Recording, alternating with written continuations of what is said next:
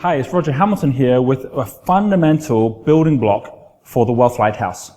We've been talking about the Millionaire Master Plan in a series of videos where I'm just sharing that there is a way for you to be able to follow specifically the map, or another way to look at it is a GPS, which allows you to see the kind of invisible map of where you need to be going next so that you don't end up heading down the wrong track in your success and in your wealth in life. But one of the most important things is that as you start going through these building blocks and building it, and you start looking at how to move up this lighthouse, there is one thing which is the act of building itself, which we need to be really clear about, is that the fact that as we start moving up the lighthouse, there is a specific language of wealth, which most of us haven't learned. So what is this language of wealth, and what is the most important building block we need to master? The most important thing to start with is just looking for a moment at, so I'm going to go through this so you can see how this works, going through the equation that I mentioned earlier, that wealth equals value times leverage. And the easiest way for me to explain what the languages that we should be speaking is by seeing what the languages we currently tend to be speaking or that we learned when we're younger, and we may not even be aware that it is a language that's holding us back. And it's a language which is not of wealth, but it's a language of the opposite of wealth, which is poverty. That a lot of us will actually learn to speak a language which is holding us back, and that people kind of physically run away from us from, or even might think in helping us, it's almost like charity. When every single one of us, it doesn't matter what situation we're in life, we can find someone who's more successful than us, but we can also find people that also aren't at the same level of success as us as well. We can look at it both ways. The most important thing is how we're moving forward by understanding how this language shows up in our day-to-day words.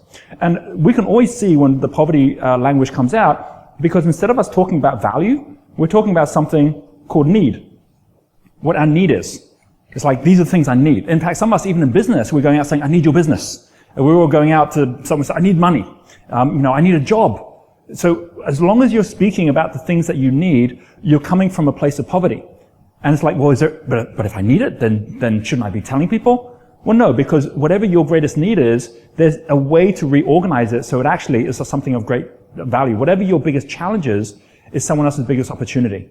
There's a second part, which is leverage, where if you said, well, what is value? Value is something that creates attraction, that people want more of.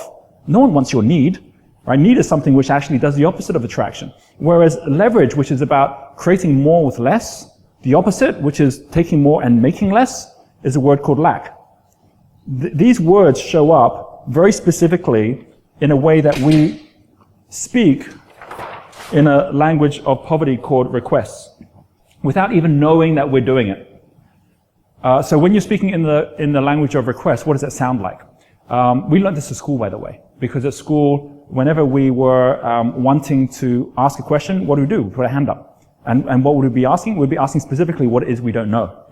We put our hand up for other things as well, other requests, like need to go to the bathroom, right? That's obviously a need that we have, right? So it's a request. So a request is something that is based on need, which is us saying, this is what I need.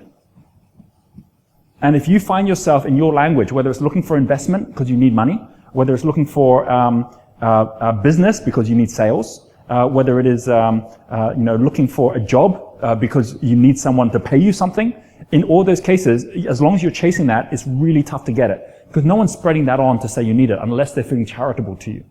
The second thing, which is lack, is as much part of that as well, which is that you're constantly out there basically trying to take something, because this is all based on taking.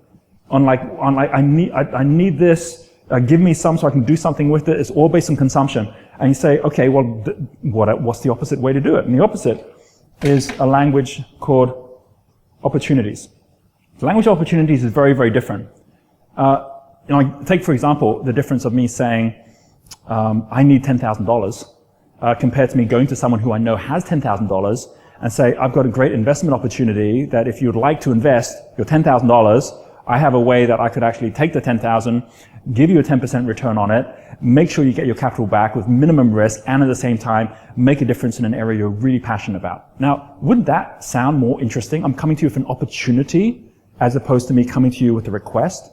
Instead of me saying, I need a job, If I was to say, hey, I know that at the moment you're looking for someone who's got great skill sets when it comes to marketing or great skill sets when it comes to organizing your website. I've got some great skills and I'd love to have a chance to show you what I can do, because I'm pretty sure that with my skill sets supporting you, it's going to help you go to where you want to get to right now. It's an opportunity that I'm passing on, and more importantly, people love passing on opportunities to others as well. So the moment you start sharing your opportunity, the moment you take your biggest challenge and you turn it into a big opportunity, is the moment that others start listening. They are saying, hey, there's something there that I might want here. And most importantly, you've got something which, instead of it being a package of need, is a package of value.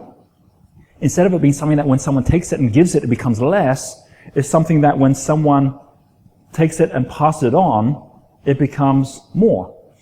It's a little bit like if you think about getting on a football pitch, and if you were there just chasing the ball or trying to grab the ball, no one would want to play with you. If you're there trying to take the ball the whole time, everyone notices, they won't want to play. But if you're constantly looking to give the ball, if you're constantly always like saying, pass it to me because I can pass it on, then people start seeing you as someone of true value because they want to play with you. They know that the more you pass it around, the more it's going to come back to you as well. And this is one of the most important aspects for anyone playing the game, is they want to be playing with others who know how to pass it on more than knowing how to receive it. This element here is not about taking. It's about giving. There's a structure to every opportunity. And there's a structure that we use within our network which allows you to package your opportunity, say exactly what it is that you're looking for, exactly what it is you can give a value, and who it is that can get the most value from that, in such a way that you can always find the team you're looking for, you can always find the resources you're looking for. Because it's not based on the lack of resources. It's based on an abundance of resources. It's based on the fact that we all are working not in an economy where everything's in lack and economized, but in an ecology where we can actually collaborate and cooperate with each other, knowing that we're all going to be far more successful by actually working together and passing it on. Most importantly, as you go through and understand the structure of how you speak in a language of opportunities, the most important thing is knowing that there is a limit to what you can get, but there is no limit to how much you can give.